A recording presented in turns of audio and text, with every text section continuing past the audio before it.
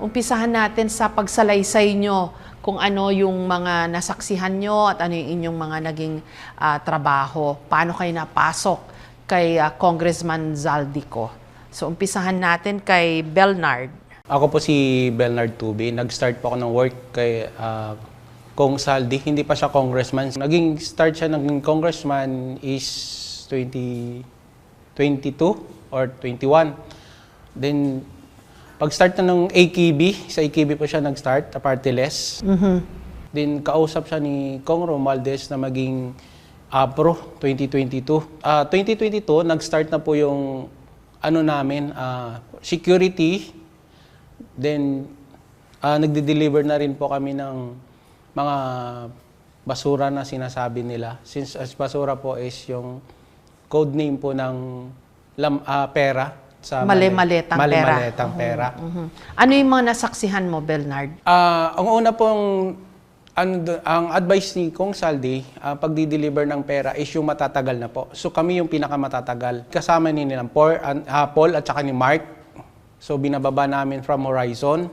Si Paul at si Mark, yung mga executive assistants ni Zaldico. Yes po. Yun po yung trusted ni Kong Saldi para po dun sa mga pera na mali-maleta na basura na pumapasok from iba't ibang district na DP po.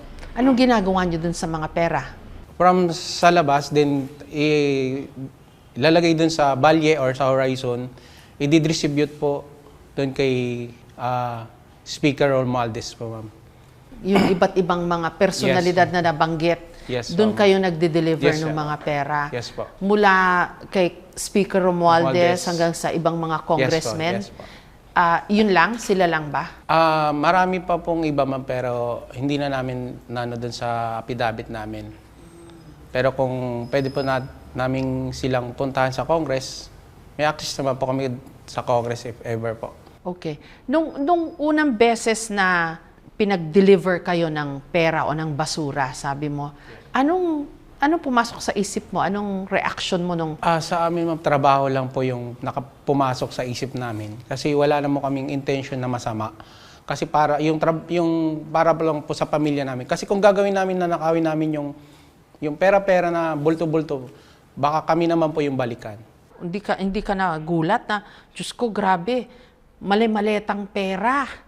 Hindi naman po kami nagulat mo. Hindi kayo nagtaka, saan ang galing to? Walang mga ganyan. Si Kong Saldi po is contractor po, ma'am. Pero pagkakalam namin, parang nagpopondo po siya ng mga project para dun sa mga ibang project.